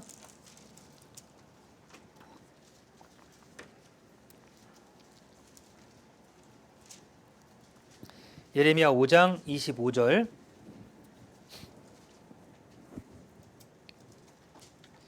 예레미야 5장 25절 너희 허물이 이러한 일들을 물리쳤고 너희 죄가 너희에게 오는 좋은 것을 막았느니라. 우리에게 오는 좋은 걸 뭐가 막는다고요? 너희 허물이. 허물이. 자, 24절 한번 보겠습니다. 또 너희 마음으로 우리에게 이른 비와 늦은 비를 때를 따라 주시며 우리를 위하여 추수 기한을 정하시는 우리 하나님 여호와를 경외하자 말하지도 아니하니. 이런 말도 안 해. 그러니까 너희 허물이 자, 분명히 이른 비와 늦은 비는 하나님이 주시는 거거든요. 우리를 위하여 추수의 기한을 정하시는 우리 하나님 여호와를 경외하자. 이게 올바른 건데 근데 문제는 그걸 말하지도 않는 거예요. 올바른 것을 말하지도 않고 그러니까 너희 허물이 이러한 일들을 물리쳤고 올바른 것을 지키고 올바른 것을 행해야 되는데 그걸 안 하니까 우리에게 좋은 것을 물리치는 거예요. 죄를 가지고 있으니까 그런 거예요. 죄를 가지고 있으니까. 죄가 너희 허물이 이러한 일들을 물리쳤고 앞에서 말한 것처럼 우리에게 이른 비와 늦은 비를 때를 따라 주시는 우리를 위하여 추수 기한을 정하시는 우리 하나님 여호와 때를 따라 주시는 은혜를 내가 거절하는 거예요. 뭐가 거절하냐면 허물이 거절합니다. 여러분 마음속에 아니면 여러분이 실제로 생활하는 가운데서 교회 밖을 나가서 여러분들이 주중에서 행하는 행동 가운데서 집에서 행하는 행동 가운데서 하나님 앞에 허물이 있고 죄가 있다면 그러면 하나님께로 오는 좋은 것은 그게 막는 거예요. 그게 막고 그게 막아서 하나님께서 주시는 그 은혜를 그 손길을 거절하고 받지 못하게 막는 거예요. 자, 왜 신앙생활하면서 위로가 안 될까요? 말씀을 들어도 왜 위로가 안 되고 교제에 참여해도 왜 위로가 안 될까요? 하나님이 분명히 그 속에 함께 한다 그랬는데 내 일상생활 가운데 하나님이 함께 하신다 그랬는데 왜 그게 나에게 위로가 안 될까요? 어려운 일을 닥치면 하나님께 받는 위로로 만족되는 게 아니라 어려운 일 때문에 생긴 불평불만이 입에서 바로 나오는 거예요. 왜 그럴까요? 죄가 있으니까 그래요. 죄가 있으니까. 그것이 막는 겁니다. 하나님께로 오는 좋은 것을 막아요. 좋은 게 뭘까요? 사망의 음침한 골짜기로 다닐지라도 해를 두려워하지 않을 것을 주께서 나와 함께 하심이라. 그렇죠? 사망의 음침한 골짜기를 다닙니다. 그때 두려워하지 않는 건 주의 지팡이와 막대기가 나를 안위하시고 주께서 나와 함께 하시니까요. 근데 죄가 있으니까 죄 때문에 그 함께 하시는 하나님이 보이지 않고요. 계속해서 죄가 쌓이는 거예요. 감사치 않는 겁니다. 숨은 죄, 숨겨진 죄, 숨겨진 잘못된 허물과 잘못된 행동들, 하나님 앞에 합당하지 않은 행동들, 하나님 앞에서 할 수 없는 행동들이라면 우리는 반드시 버려야 될 행동들입니다. 하나님이 옆에서 내 앞에서 나를 똑바로 보고 계실 때 할 수 없는 일이라면, 그리고 형제자매님들 앞에서 할 수 없는 일이라면 버려야 되는 일이 맞는 거예요. 그렇죠? 우리 마음속에요, 하나님의 은혜 안에서 그런 죄를 가지고 있다면, 은혜 안에 있으면서도 신앙이 회복되지 않습니다. 왜 회복되지 않는다고요? 구원받지 않았기 때문에 신앙이 회복되지 않아요. 그렇게 교제에 오래 있고 말씀 오래 있어도. 그리고 여전히 죄를 그걸 버리지 않고 고수하고 있기 때문에 그렇습니다. 세 번째는요, 하나님의 말씀을 듣고 실행할 의지가 없어서 그래요. 실행할 의지가 없습니다. 죄를 고집하지 않더라도요, 실행할 의지가 없는 사람은 신앙을 회복할 수가 없습니다. 하나님의 역사는 들은 말씀을 행하는 사람들에게 이루어지는 거예요. 희생하라고 들었는데 희생 안 하면 그게 무슨 소용입니까? 서로 사랑하라고 했는데 서로 사랑하지 않으면 그게 무슨 소용이 있겠습니까? 노력도 안 하는데. 그죠? 노력도 안 하는데. 그게 소용이 있겠습니까? 빌립보서 4장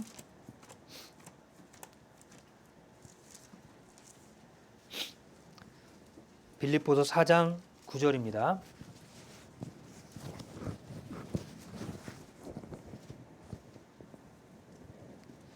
빌립보서 4장 9절. 너희는 내게 배우고 받고 듣고 본 바를 행하라. 그리하면 평강의 하나님이 너희와 함께 계시리라. 자, 저희 성경을 읽을 때요, 좀 한글 성경에는 도움이 될 겁니다. 영어 성경에는 잘 표현이 되진 않지만 여기 그리하면이라는 말씀이 있는데요, 한글 성경에 여기 그리하면이라는 말씀이 나오는 구절에는 한번 잘 표시를 해서 보시면 좋아요. 영어나 다른 번역본에는 명확하게 나타나진 않아서 좀 구분하기는 어렵지만, 그리하면, 그 전에는 우리가 행하는 것, 그리하면 그 뒤는 하나님이 하시는 것. 너희는 내게 배우고 받고 듣고 본 바를 행하라. 뭐라고 말씀하셨죠? 먼저가 이거예요. 너희는 내게 배우라 그랬죠. 배우고. 가르쳐 주다 보면요, 뭔가를 배우다 보면 배우는 사람들의 태도에 따라서 그 딱 태도를 보면서 그 사람이 변할지 안 변할지 어떻게 할지가 보여요. 배우고, 잘 듣고, 그 다음 뭐죠? 받고 듣고, 배우고 받고 듣고 본 바를, 그러니까 앉아서 가르침을 받는 겁니다. 받았어요. 그 다음에 또 듣겠죠.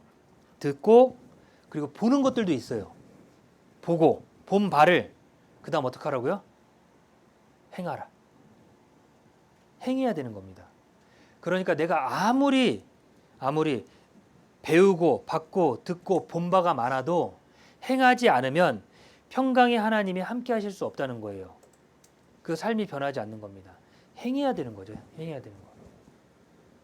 제가 지금도 마음속에요, 이제 세상적으로 이제 여러 가지 이제 배우고 싶은 것들이 많지만 좀 이렇게 배우고 싶은 것 중에 하나가 이 수영이에요.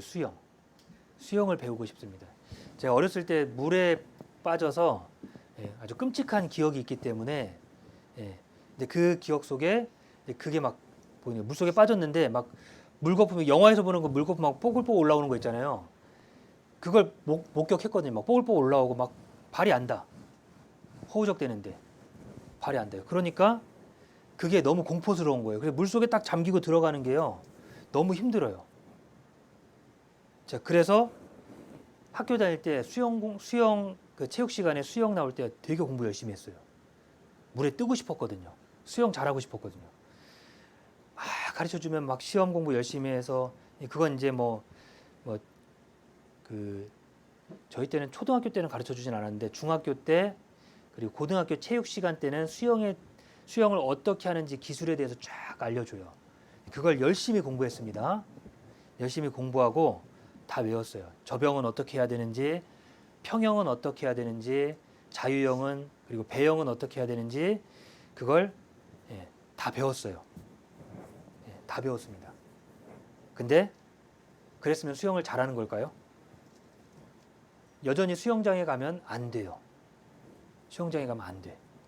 그래서 마음 먹고요. 고등학교 2학년 때 여름 방학 때네요. 그때 수영장을 접수를 했어요. 접수를 해서 수영을 배웠습니다. 처음에 창피하지만 고등학생의 등치는 크지만 그쪽 튜브 같은 거 이제 이런 거 하고 이게 물 얕은 데서 배웠어요. 실제 물 속에 빠지고 고개를 잠그고 그런 거 시키더라고요. 고개를 담그라고 시키고 고개 담그고 이게 숨 쉬는 것도 배워줘요. 파. 자유형을 할 수 있어요. 그래서 할 수 있어요. 그래서 이렇게 물에 뜨는 법, 그 수영, 숨 쉬는 법 그거 배우고 그거 배우면서요 물도 참 많이 먹었습니다. 숨을 반대로 쉬었거든요.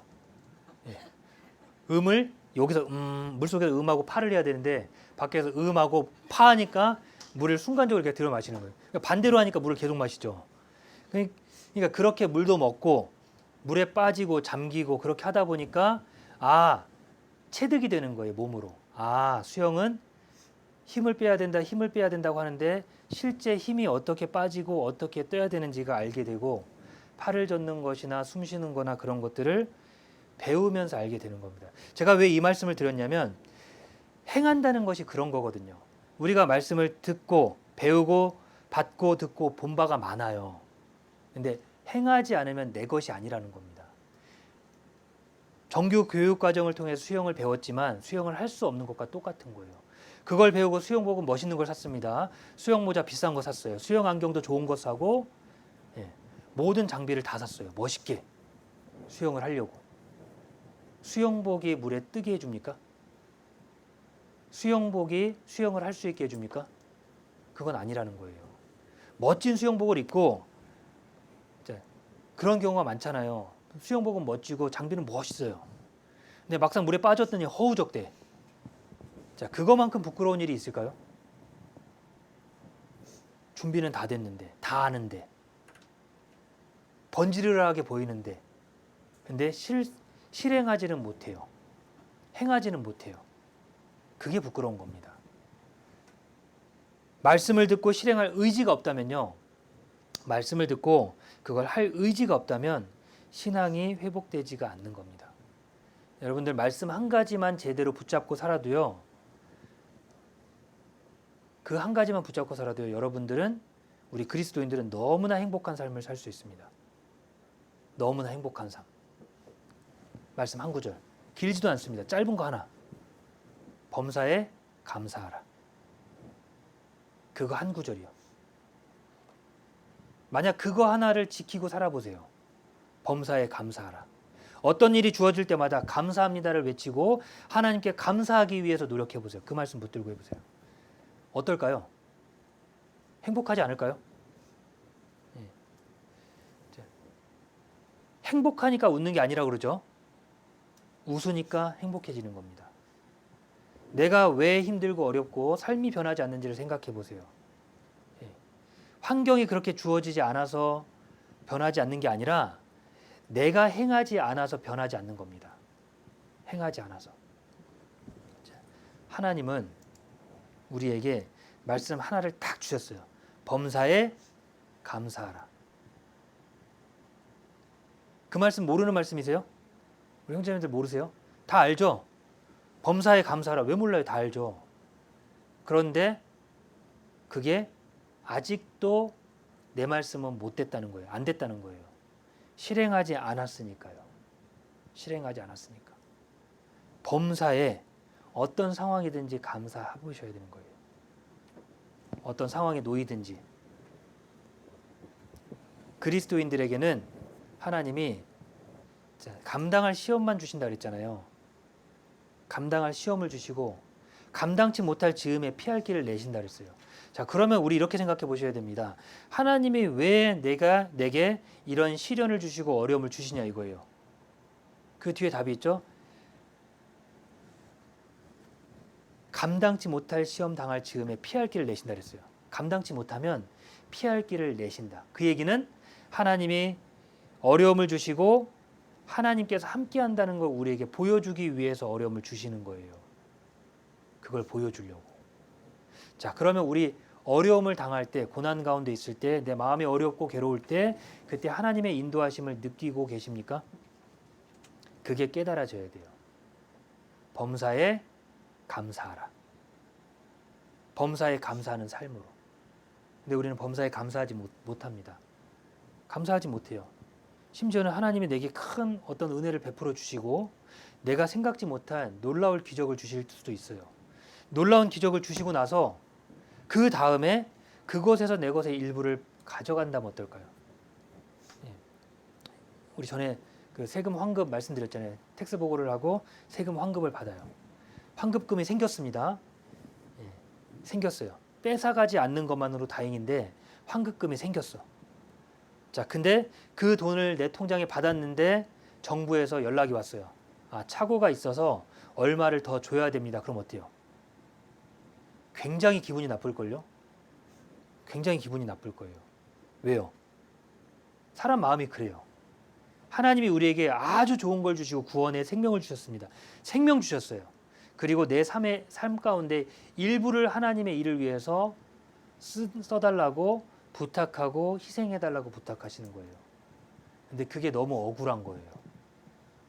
자기 배만 채우고 내 것을 지키고 그러면 당연히 변화되지 않는 겁니다. 자, 죄를 고집하지 않아도 실행할 의지가 없다면 그러면 신앙의 회복은 경험할 수가 없어요.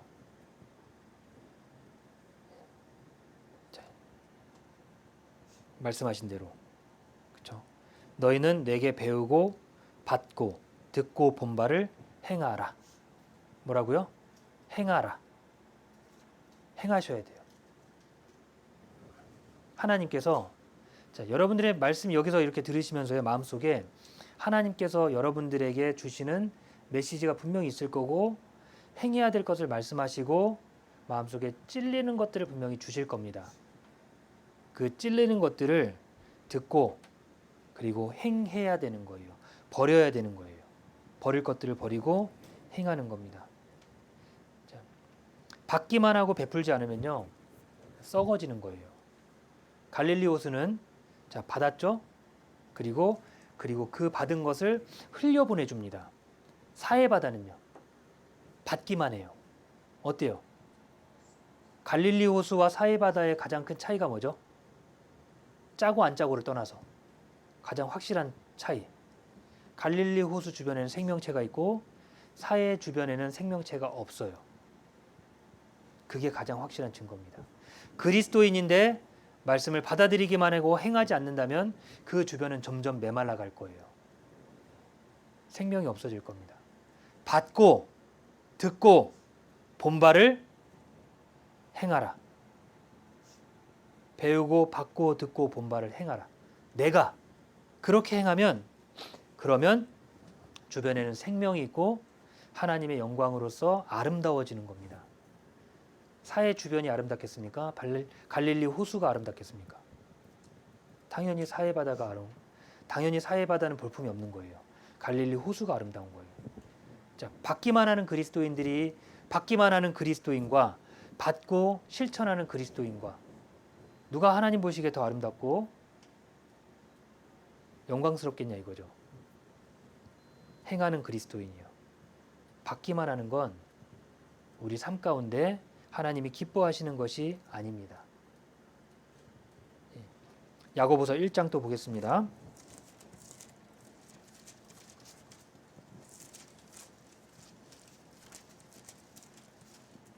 야고보서 1장 22절.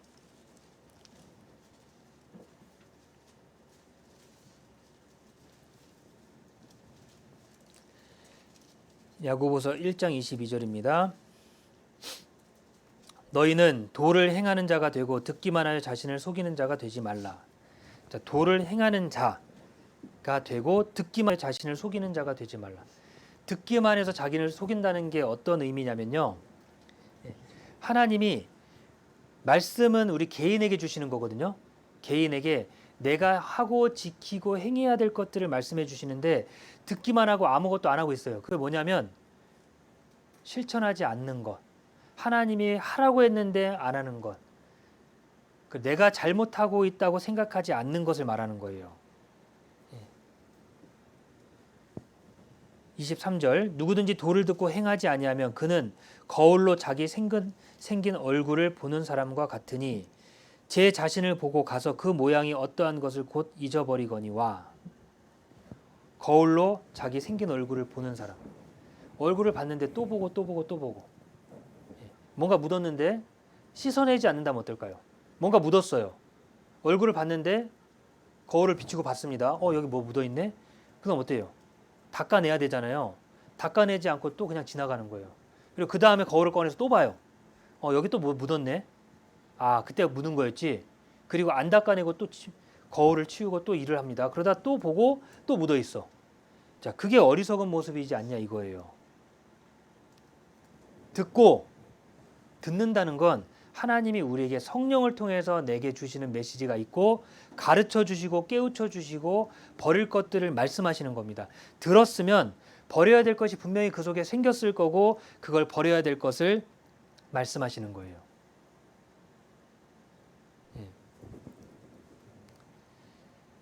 하나님은 우리에게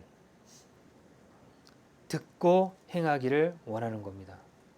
말씀만 받아들이기만 하고 듣기만 하고 머리만 점점 커져서 앉아서 하는 일이 뭔지 아세요? 다른 사람을 판단하는 일만 하는 거예요. 정작 나는 못 봐. 하나님 분명히 말씀하시거든요. 내게도 분명히 뭔가 해당되는 것이 있으니까 하나님이 내게 주시는 겁니다. 우리 개개인에게 다 마찬가지예요. 내게 해당되는 게 있으니까 하나님이 주시는 겁니다. 돌아보고 뉘우치고. 근데도 참 감사한 게요.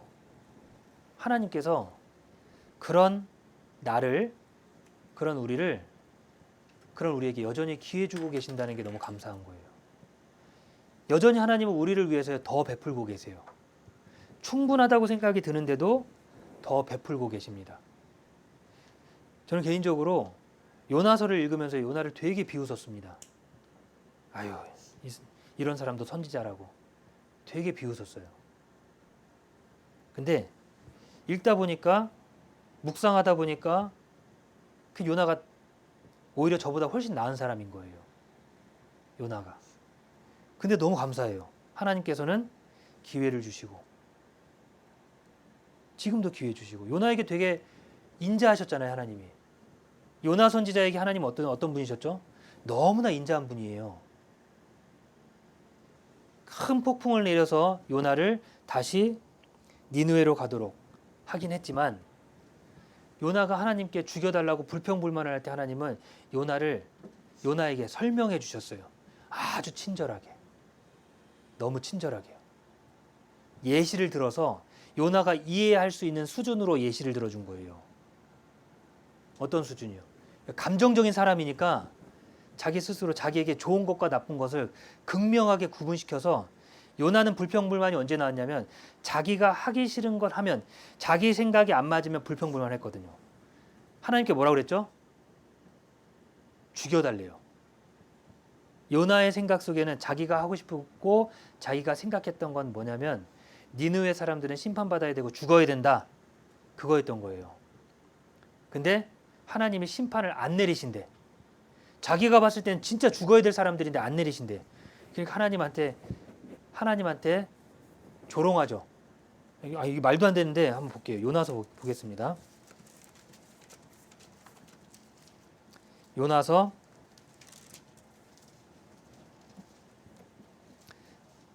4장 3장 9절부터 보겠습니다. 요나서 3장 9절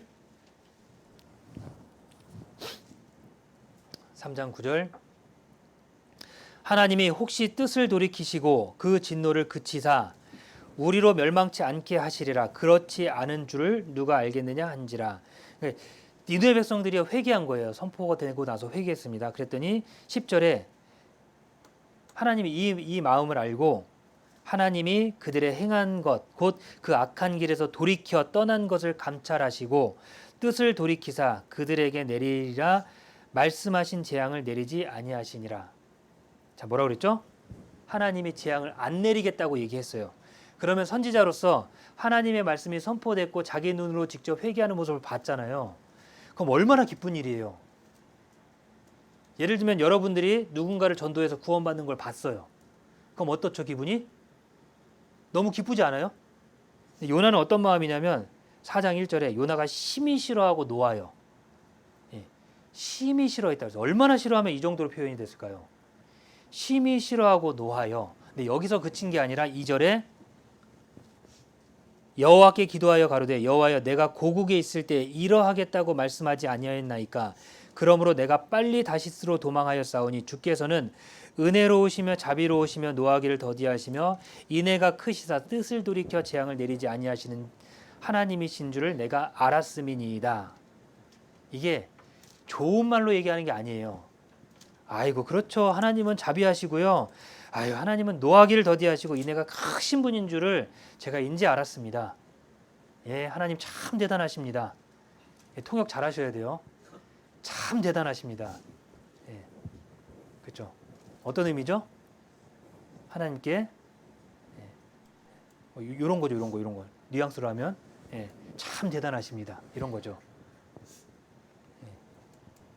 통역이 잘 안 될 수도 있으니까 제가 이런 마음으로 얘기한 거예요. 그래서 3절에 뭐라고 그랬냐면 여호와의 원컨대 이제 내 생명을 취하소서 사는 것보다 죽는 것이 내게 나음이니이다. 자, 이렇게 말하는 거예요. 자, 사는 것보다 죽는 게 내게 낫습니다. 하나님 죽여주세요. 얼마나 싫었으면 이렇게 얘기했을까요? 근데 하나님 뭐라고 하셨죠? 요나에게 화내실 수도 있는 거예요. 그러는 너는 얼마나 잘나서 네가 이렇게 얘기하고 네가 그렇게 하냐. 책망하실 수도 있는데 하나님 책망하지 않고요. 하나님은 설명해 주셨어요. 박넝쿨을 내려서 뜨거우니까 박넝쿨이 이렇게 나서 박넝쿨이 자라서 이제 그늘을 만들어줬죠. 요나가 거기서 누워서 이렇게 편하게 그늘 밑에서 쉬고 있었어요. 얼마나 좋습니까? 시원한 그늘 밑에서 떼약볕을 피할 수 있도록 만들어놨으니까. 근데 하나님이 그때 벌레를 준비하고 새벽에 그 벌레로 박넝쿨을 갉아먹어서 박넝쿨이 시들어지게 만들었습니다. 그랬더니 어때요? 시들어졌으니까 햇볕이 쬐겠죠. 처음엔 몰랐겠죠. 햇볕이 쬐니까 물이 공급이 안 되니까 박넝쿨이 말라 비틀어졌을 겁니다. 햇볕이 들어왔겠죠. 그러니까 또 뭐라고 그러냐면 8절에 해가 뜰 때 하나님이 뜨거운 동풍을 준비하여 스스로 죽기를 준비하셨고 해는 요나의 머리에 쬐매 요나가 혼곤하여 스스로 죽기를 구하여 가로되 사는 것보다 죽는 것이 내게 나으니이다. 이제 더 죽겠다는 거예요. 뜨거워서 죽겠으니까 이제 죽여주세요 그거예요. 그러니까 요나의 마음은 뭐냐면 자기가 원하는 대로 안 되면 일단 하나님께 원망하고 보는 거예요. 자기 생각대로 안 되면 비판하고 비난하고 그러고 보는 거예요. 그러니까 하나님이 책망할 수도 있는데 어떻게 하시냐면 하나님이 설명해 주시잖아요. 네가 수고하지도 않고 그리고 그늘로서 쉬었던 그 박넝쿨도 이렇게 아꼈는데 하물며 저 성 밖에 좌우를 분별하지 못하고 하나님의 말씀을 제대로 몰라서 죄지었던 저 불쌍한 영혼들이 죽는 건 내가 어떻겠냐고 하나님의 마음을 설명해 주시는 거예요. 자, 자, 요나가 이 말씀을 듣고 어땠을까요? 아, 그래도 죽여주세요 그랬을까요? 깨달았겠죠. 그리고 요나는 요나의 무덤이 여기 니느웨에서 또 발견이 됐잖아요. 그 얘기는 요나가 그렇게 싫어하고 저주했던 니느웨 백성들을 위해서 끝까지 그 안에서 하나님의 말씀을 전하고 함께하다 결국 그곳에서 생을 마감했다는 겁니다. 근데 이걸 보면서요, 저는 처음에는 비웃었죠. 근데 제가 요나보다 나은 건 없는 거예요. 요나보다 나은 건 없는 겁니다. 요나는 그래도 하나님 말씀 앞에 자, 그 자리에 가서 섰고 힘든 일을 끝까지 하고 나아갔잖아요. 근데 하나님이 내게 주시는 은혜는요, 지금도 계속해서 기다려주시고 아직도 내게 베풀어주고 계신다는 게 느껴지는 거예요. 이렇게 베푸신 것처럼. 이렇게 부족한데 이렇게 잘못하는 것이 많고 마음속에 온전한 것이 없는 가증한 것들이 많은 나조차도 하나님이 이렇게 기다려주시고 지금껏 기회 주셨는데 이걸 보니까요, 부끄럽고 하나님께 더 감사한 거예요. 자, 우리 다 그렇지 않을까요? 우리 모습이 다 그렇지 않겠습니까? 하나님이 나에 대해서 기다려준 걸 생각해 봐야 되는 거죠. 나에 대해서 기다려준 것. 구원받고 몇 년이 지났죠? 여전히 변하지 않는 나의 본성적인 것, 성격적인 것들, 행위적인 것들, 그런 것들을 하나님은 여전히 기다려주고 계세요. 몇 년을 기다려주셨죠? 몇 년이죠? 오랜 시간 동안 하나님이 기다려주시는 겁니다. 심지어는 구원받지 못하는 사람들에게도 지금도 기다려주고 계시잖아요. 우리에게도 기다려주고 계시고 하나님이 얼만큼 사랑하는지가 이런 말씀을 통해서 우리가 느껴지는 거예요. 11절에 하물며 이 큰 성읍 니느웨에는 좌우를 분변치 못하는 자가 12만여 명이요 육축도 많이 있나니 내가 아끼는 것이 어찌 합당치 아니하냐. 합당한 거죠. 합당한 거죠, 하나님은. 당연히 하나님은 합당한 거죠. 내 입장에서, 요나 입장에서는 그게 부당하다고 생각했지만 하나님 입장에서는 당연히 합당한 겁니다. 당연히 그렇게 하셔야 되는 거고 우리도 그 일을 위해서 당연히 그 일에 동참해야 되는 겁니다. 내게 하나님께 받은 사랑이 있잖아요. 내가 하나님께 받은 은혜가 있잖아요. 자, 그걸 어떻게 보답하겠냐 이거예요. 받기만 할 게 아니라 베풀어야 되는 겁니다. 베풀어야 되는 거예요. 자, 신앙이 회복되지 않는 네 번째는요, 대가를 지불하지 않기 때문에 그렇습니다. 대가가 있어야 되거든요. 대가를 지불하지 않습니다. 잠언 4장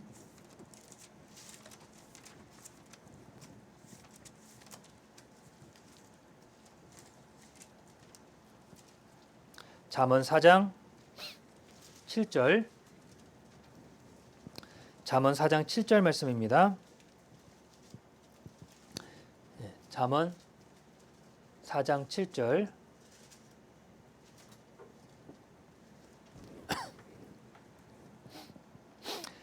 지혜가 제일이니 지혜를 얻으라. 물은 너의 얻은 것을 가져 명철을 얻을지니라. 자, 지혜가 제일이라 그랬죠. 자, 그 지혜를 얻으려면 우리가 배우고 받고 듣고 본 바를 행해야 그래야 지혜를 얻는 거예요. 물은 너의 얻은 것을 가져 명철을 얻을지니라. 얻은 것을 가져서 명철을 얻어내는 거예요. 신앙은 말씀 듣는다고 그냥 저절로 회복되는 게 아닙니다. 우리는 그런 오해 가운데 살고 있어요. 말씀 듣고 있으면 다 회복된 줄 알아요. 말씀을 통해서 아 이거구나라고 깨달으면 다 회복된 줄 압니다. 근데 그게 회복이 아니죠. 그게 회복이 아니라 아 이제 내가 뭘 해야 되는지를 깨달은 거고 그 다음 회복은 그 대가를 지불해야 회복이 되는 거예요. 주님의 신령한 것을 얻기 위해서는요, 포기하는 것이 있어야 돼요. 자신의 시간과 물질과 몸과 마음을 들여야 신령한 것을 얻습니다. 우리 켄터키 수영관을 가는 것 어렵거든요. 어렵죠. 힘들죠. 가서 고생할 것들 힘들죠. 근데 많이 바뀌었잖아요. 예. 적어도 아마도 이번 동계도 자매님들은 그 숙소를 쓰지 않을까. 베데스다.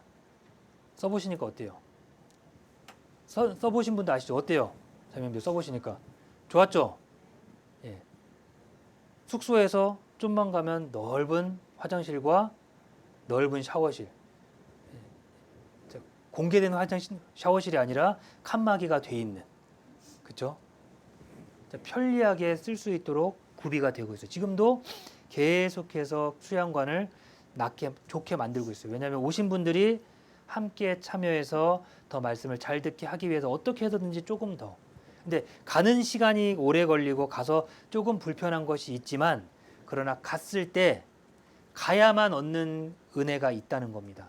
그래서 제가 여러분들에게 계속해서 수양에 참석해야 된다고, 그리고 수양관에서 있는 일정들 계속해서 참석하자고 계속해서 권하는 이유는요. 가야만 맛볼 수 있는 것이 있기 때문에 그래요. 가서 맛보는 은혜가 있기 때문에 그렇습니다. 앉아서 말씀 듣고 여기서 함께하는 것 말고 직접 내가 그만큼의 노력을 들여서 수고를 해서 이동해서 가서 말씀을 듣고 교제하면서 얻는 것은 분명히 있다는 거예요. 그 대가를 지불해야 되는 겁니다. 신앙적으로 우리는 대가를 지불해야 됩니다. 큰 대가를 지불하지 않고 큰 성과를 맛볼 수는 없습니다. 신앙은, 하나님의 일은 적극적인 것을 원하시는 거예요. 하나님은 적극적이길 원하십니다. 하나님 말씀 앞에 순종하는 것에 적극적이길 원하세요. 특별히 내게 있어서 가장 큰 내가 희생을 하고 못하고를 결정하는 건 헌금 생활이라고 보시면 됩니다. 헌금 생활. 자, 많게 적게를 말씀드리는 게 아니에요. 많다 적다가 아니라 얼마가 돼도요. 적더라도 꾸준하게 하는 연습을 반드시 하셔야 됩니다.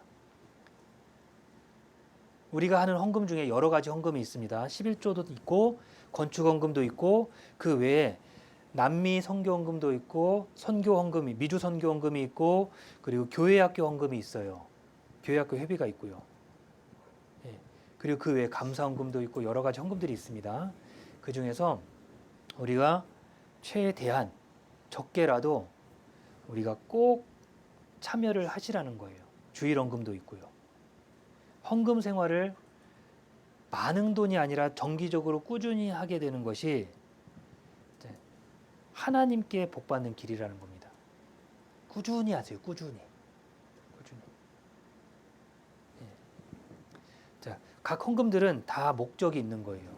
특별히 교회학교 헌금은요. 우리 교회학교 아이들이 활동하는 데 있어서 교회학교 아이들을 위해서 투자하는 것을 위해서 내는 헌금이 교회학교 헌금입니다. 근데 이걸 모르겠습니다. 오해하신지는 모르겠지만 교회 학생들이 내는 걸로 생각하는 것 같아요. 구역회비 같이. 내가 구역원이니까 구역회비를 낸다. 그렇게 생각하시는 게 아니라 뭐냐면 각 헌금들은 목적이 거기에 맞춰져 있는 거예요.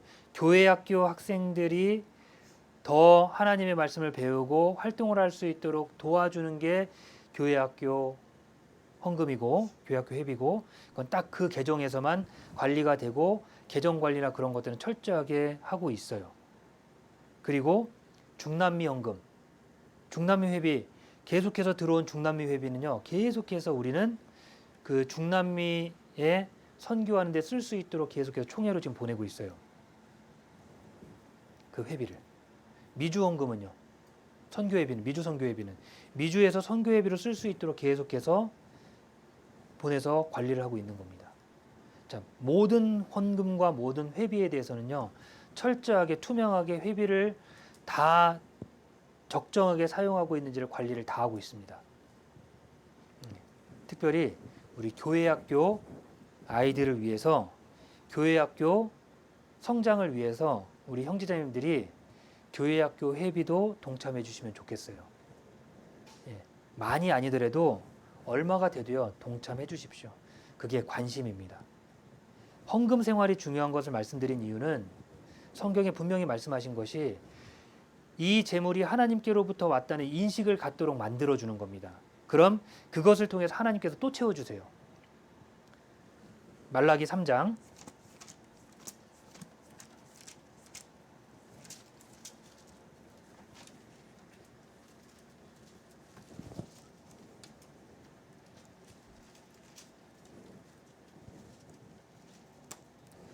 말라기 3장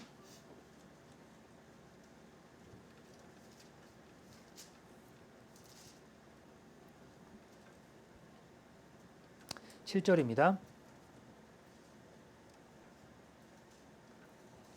말라기 3장 7절. 만군의 여호와가 이르노라 너희 열조의 날로부터 너희가 나의 규례를 떠나 지키지 아니하였도다. 그런즉 내게로 돌아오라. 그리하면 나도 너희에게로 돌아가리라 하였더니 너희가 이르기를 우리가 어떻게 하여야 돌아가리까 하도다. 이들이 물어봤죠. 너희가 나를 떠나서 멀리 있다. 그럼 어떻게 하면 돌아갑니까? 라고 물어볼 때 하나님이 말씀하신 것이 8절에 사람이 어찌 하나님의 것을 도적질하겠느냐. 그러나 너희는 나의 것을 도적질하고도 말하기를 우리가 어떻게 주의 것을 도적질하였나이까 하도다. 이는 곧 11조와 헌물이라. 자, 하나님께서 직접 말씀하신 것이 말라기 선지자를 통해서 말씀하신 것이 뭐냐면 하나님께로 회복하고 하나님께로 돌아가기 위해 해야 될 것이 무엇입니까? 그 첫 번째가 11조 헌금을 말씀하셨습니다. 10절에 9절 너희 곧 온 나라가 나의 것을 도적질하였으므로 너희가 저주를 받았느니라. 10절 만군의 여호와가 이르노라 너희의 온전한 11조를 창고에 들여 나의 집에 양식이 있게 하고 그것으로 나를 시험하여 내가 하늘 문을 열고 너희에게 복을 쌓을 곳이 없도록 붙지 아니하였노라 아니하나 보라. 하나님 채워주신다는 걸 보라는 거예요. 그렇죠? 그러면 학생들은 뭐 용돈 받는 학생도 있겠고 용돈 받지 않는 학생들도 있을 거예요. 학생은 그럼 어떻게 11조 합니까? 내가 받는 게 없는데 부모님이 다 하셨을 텐데. 그게 아니라 어찌됐든지 내 기준에서 내가 받았으면 내 기준에서 11조라는 연습을 해야 된다는 거예요. 학생 때부터, 교회 학교 때부터. 어떤 금액이 생겼습니다. 그 중에 10분의 1은 무조건 떼야 되는 거예요. 무조건. 얼마가 되든지 간에 무조건 먼저 떼놓고 교회에 와서 헌금할 때 하나님이 채워주신다 그랬어요. 신앙이 회복될 수 있는 어쩌면 왜 이걸 말씀하셨냐면 우리가 이 세상을 살아가면서 가장 빠르게 반응하고 가장 빠르게 나타나는 건 금전적인 부분에 의해서 반응이 엄청 빨라요. 금전적인 부분이요. 그렇지 않나요? 그게 반응이 가장 빨라요. 마음을 이게 하나님께로 왔다는 것을 인식하면요. 하나님이 또 채워주거든요.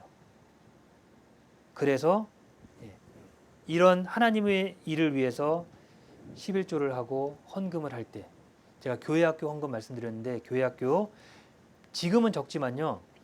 활동해야 될 것들이 많습니다. 여기 교회학교 아이들 모여봤자 조그마한 방 하나 그리고 중강당 하나 그 소강당 하나에서 뭐 말씀 듣기도 하고 교제하기도 했다가 다른 분 오면 좀 나갔다가 막 그러잖아요. 저곳에 가서도 그럴 거냐 이거죠. 민에 올라가서도 그럴까요? 우리가 교회 학교는 향후 우리의 교회의 20년과 30년을 책임지는 귀한 보배라는 거예요. 보배. 우리가 투자를 해야 돼요. 교회 학교를 위해서 기도를 많이 해야 되고요.